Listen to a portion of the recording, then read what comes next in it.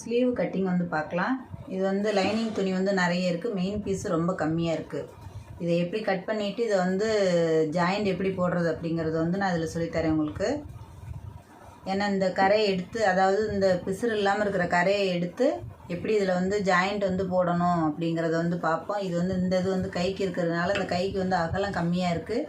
இப்போ இந்த பீஸ் எடுத்து அதில் எப்படி போடுறது அப்படிங்கிறது வந்து பார்ப்போம். இப்போ கட் பண்ணிவிட்டு நான் அதை தைச்சி காமிக்கிறேன் உங்களுக்கு. இப்போ நான் லைனிங் பீஸை வந்து அயன் பண்ணி வச்சுருக்கேன்.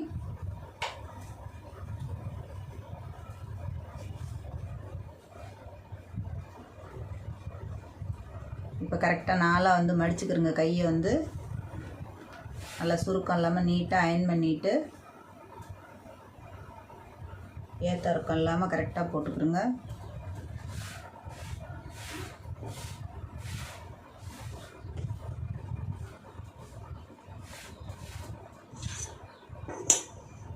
ஒரு அரை இன்ச்சு வந்து 1/2 இன்ச்சு 3/4 இன்ச்சு வந்து தையலுக்கு வந்து எடுத்துக்கிறோங்க. அதில் வந்து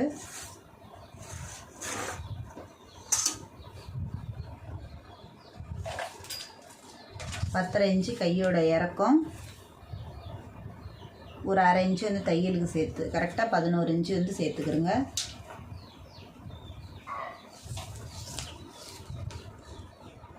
இப்போ இந்த அகலம் எவ்வளோ இருக்குது அப்படிங்கிறது வந்து பார்த்துக்கிறோங்க. கரெக்டாக 8 இன்ச்சு இருக்குது. அவங்களுக்கு வந்து ஆம்கோல் வந்து 8 இன்ச்சு வரும். இப்போ அந்த நம்ம எடுத்ததுலேருந்து கரெக்டாக 3.5 இன்ச்சு வந்து ஆம்கோல் எடுத்துக்கிறோங்க. கை சுற்றளவு வந்து 5.5 எடுத்துக்கிறோங்க. இவங்களுக்கு வந்து 8.5 கரெக்டாக 7.75 8 இன்ச்சு வரும். அந்த 8 இன்ச்சுக்கு வந்து கரெக்டாக 7.75க்கு வந்து மார்க் பண்ணிக்கிறோங்க. இங்கே வந்து இப்போ இதை நம்ம மார்க் பண்ணியிருக்கிறத வந்து ரவுண்ட் பண்ணிடலாம்.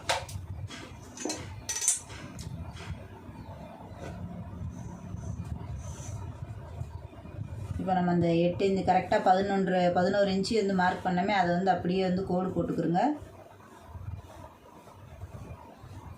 இதை கொண்டு போய் கரெக்டாக இதில் வந்து ஜாயின் பண்ணிடுங்க. ஆம்கோல் ஜாயிண்ட் வந்து இங்கே இருக்குது.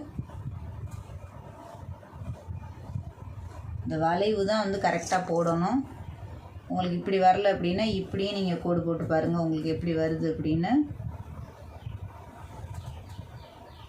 இந்த 5.5க்கு வந்து கரெக்டாக நேராக வந்து மார்க் பண்ணிக்கிறோங்க. இப்போ இதுக்கு தகுந்த மாதிரி இப்போ நமக்கு வந்து இது வந்து 3 தையலுக்கு வந்து துணி இருக்குது, போதும். இதுக்கு வந்து ஆம்கோல் ஜாயிண்ட் தேவையில்லை. இதை மாத்திரம் கட் பண்ணிவிட்டு லைனிங் பீஸ் வந்து இருக்குது. இப்போ நமக்கு வந்து மெயின் பீஸில் வந்து கிடையாது. இப்போ மெயின் பீஸுக்கு வந்து நம்ம எப்படி தைச்சி ஜாயின் போடுறது அப்படிங்கிறத வந்து நான் காமிக்கிறேன். இதில் வந்து ஒரு தடவை ப்ளவுஸ் கட் பண்ணிட்டோம் அப்படின்னு சொன்னால் அளவு ப்ளவுஸ் உங்களுக்கு தேவையே இல்லை. அளவு ப்ளவுஸ் இல்லாமல் தான் நான் இப்போ வந்து இதை வந்து மார்க் பண்ணுறேன்.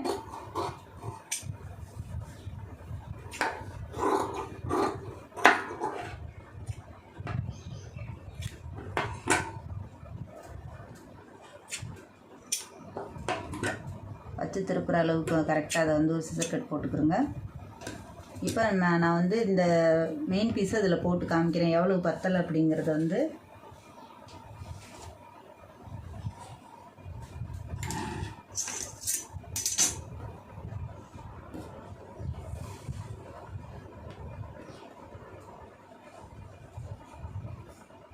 இது நான் வந்து இப்போ 4ஆக மடித்து போடலை, 2 பீஸாக போட்டிருக்கேன். எவ்வளோ தேவை அப்படிங்கிறது வந்து நம்ம அதில் பார்த்தா தான் தெரியும்.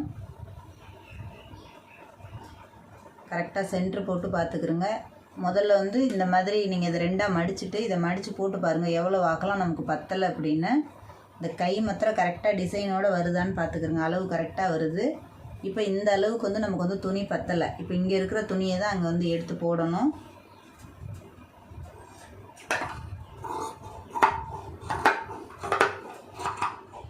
இப்போ இந்த அளவுக்கு இதை வந்து கட் பண்ணிக்கிறோங்க. இது வந்து இப்போ நம்ம இடுப்பு பகுதிக்கும் ஃப்ரண்ட்டுக்கும் வேணும். இப்போ வச்சு திருப்புறதுக்கான அளவுக்கு மாத்திரம் விட்டுட்டு இந்த எக்ஸ்ட்ரா இருக்கிற பீஸை வந்து கரெக்டாக கட் பண்ணிக்கிறோங்க. இப்போ இந்த பீஸ் வந்து இப்போ நமக்கு வந்து ரொம்ப வந்து தேவைப்படாது, அளவு கம்மியாக தான் தேவைப்படும். இப்போ இந்த கரையை வந்து இதில் வந்து போட்டுடலாம். இதை நான் எப்படி இதை வந்து கரெக்டாக பிசுறு தெரியாமல் ஜாயின் போடுறது எப்படிங்கிறத வந்து இப்போ நான் உங்களுக்கு வந்து தைச்சி காமிக்கிறேன். இதில் வந்து இப்போ இந்த அளவுக்கு வந்து போட்டோம்னா அளவு கரெக்டாக வந்துடும். இதை நம்ம வச்சு தான் திருப்ப போகிறோம். அதனால் நமக்கு வந்து இதில் வந்து 4 பிட்டு கட் பண்ணணும். இதை எப்படி அதை ஜாயின் போடுறது அப்படிங்கிறத வந்து காமிக்கிறேன். இப்போ இந்த கையை வந்து தைச்சிருவோம். இதை கரெக்டாக ரெண்டாக கட் பண்ணிக்கிறேங்க. நமக்கு இந்த ஓரம் மாத்திரம் ஜாயிண்ட் வர்ற மாதிரி நான் உங்களுக்கு அதை போட்டு காமிக்கிறேன் எப்படின்னு.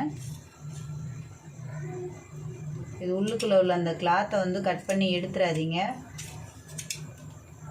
இந்த இதை பிரிச்சிடாமல் அப்படியே வைங்க, இல்லைன்னா அந்த எம்ப்ராய்டிங் வந்து பிசுறாக தெரியும். இப்போ முதல்ல வந்து கையை வந்து நான் தச்சுட்டு அதுக்கப்புறம் நான் ஜாயிண்ட் எப்படி போடுறது அப்படிங்கிறது வந்து காமிக்கிறேன்.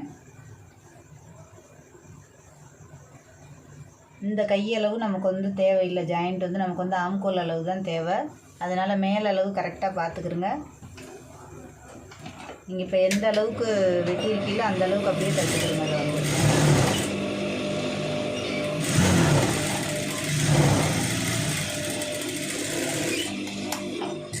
இதை அப்படியே மடிச்சுக்கிறோங்க.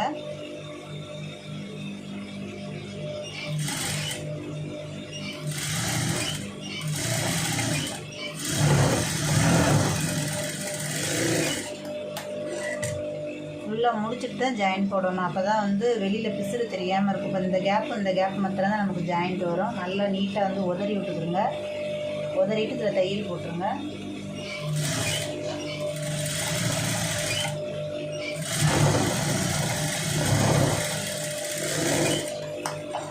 இப்போ சுற்றி ஓட்டிடலாம். அதை வந்து திருப்பி விட்டு நல்லா உதறிட்டு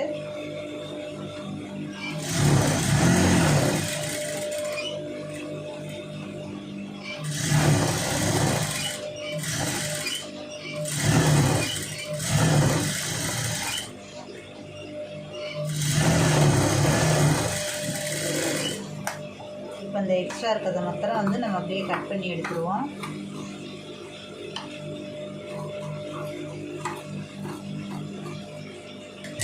இப்போ ஜாயிண்ட் வந்து இப்போ இந்த கேப்புக்கும் அந்த கேப்புக்கும் வந்து ஜாயிண்ட் எப்படி போடுறது அப்படிங்கிறத வந்து பார்க்கலாம். இப்போ இந்த 2 பிட்டாக இருக்கிறத வந்து 4ஆக கட் பண்ணிக்கலாம். நமக்கு வந்து இது கரை அப்படிங்கிறதுனால உங்களுக்கு ஈஸியாக இருக்கும். இந்த கரையை வந்து வேஸ்ட் பண்ணிடாமல் இந்த மாதிரி கரை இருக்கிறத வந்து எடுத்துக்கிறோங்க. இதை கரெக்டாக இது மேலே வச்சு தைங்க. இந்த இடத்துல வச்சு கரெக்டாக பிசுறு தெரியாமல் கரெக்டாக மேலே வச்சு அடிங்க.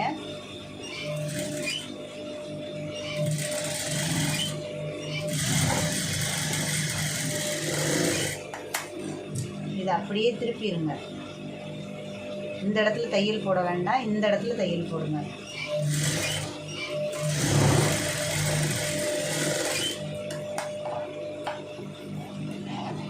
இப்போ இந்த பக்கம் போட்டாச்சு. இப்போ அதே மாதிரி இந்த பக்கமும் எந்த அளவுக்கு தேவை அப்படிங்கிறது மாத்திரம் கனெக்ட் பண்ணி கரெக்டாக போட்டுக்கிறோங்க.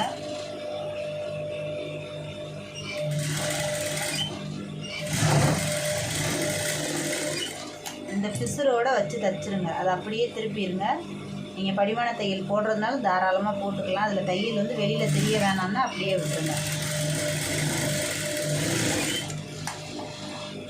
இந்த எக்ஸ்ட்ரா இருக்கிற அளவு மாத்திரம் கரைச்சி விட்டுடலாம். இப்போ நமக்கு வந்து நீட்டாக வந்துடும். எக்ஸ்ட்ரா வந்து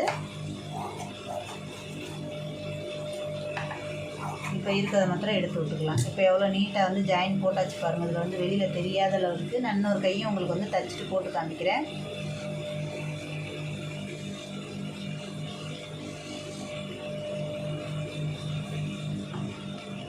நமக்கு வந்து கீழ் அளவு வந்து கரெக்டாக இருக்குது. மேலே ஆம்கோல் அளவு மாத்திரம்தான் நமக்கு தேவை.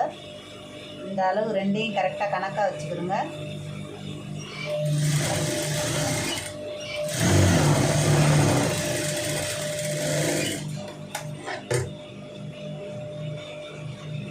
இப்போ இந்த கிளாத் வந்து நம்ம தைச்சிருக்கிறது இப்படி இந்த பக்கம் வந்துடும் தைக்கும்போது.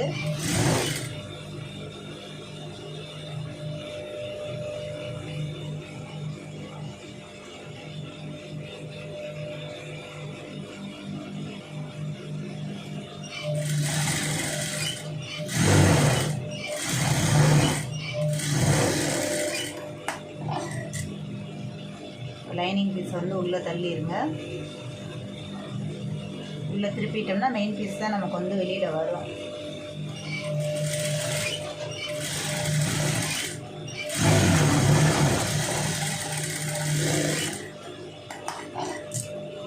நல்லா நீட்டாக வந்து இந்த மாதிரி உதறிடுங்க. எந்த பக்கம் ஜாயிண்ட் வருதோ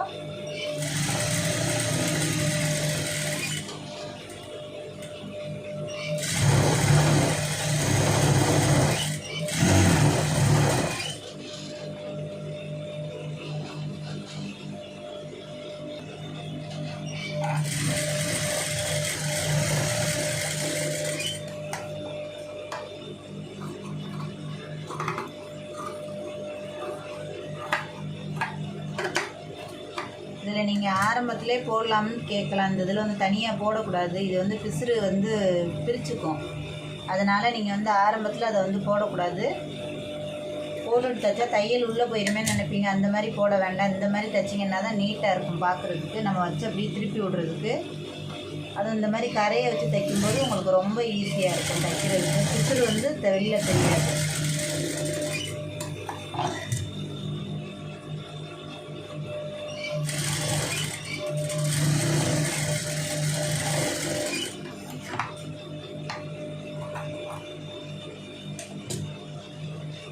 அந்த அளவு கரெக்டாக அதை மாத்திரம் பார்த்துக்கிடுங்க. நமக்கு வந்து மேலளவு பத்தாமல் போயிடாமல் அதை மாத்திரம் கரெக்டாக போட்டுக்கிடுங்க.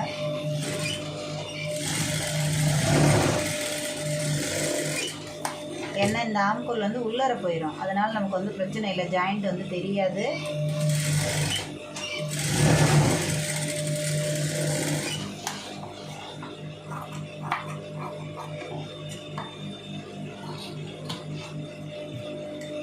இப்போ இந்த ஆம்கோலுக்கு வந்து எவ்வளோ நீட்டாக வந்து ஜாயின் போட்டிருக்கோம் பாருங்கள், 2 ஸ்லீவுக்கும்.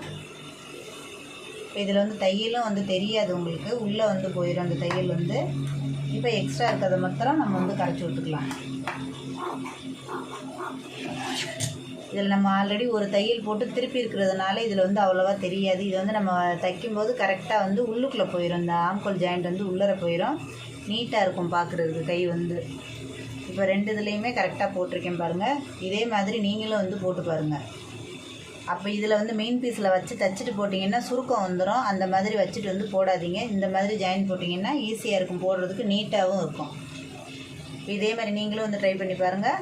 தொடர்ந்து நான் போடுற வீடியோ ஃபுல்லாக பாருங்கள். டவுட் இருந்ததுன்னா கமெண்ட் பண்ணுங்கள். வீடியோ பிடிச்சிருந்துச்சுன்னா லைக் பண்ணுங்கள், ஷேர் பண்ணுங்கள். மறந்துடாமல் சப்ஸ்கிரைப் பண்ணுங்கள், சேனலுக்கு சப்போர்ட் பண்ணுங்கள்.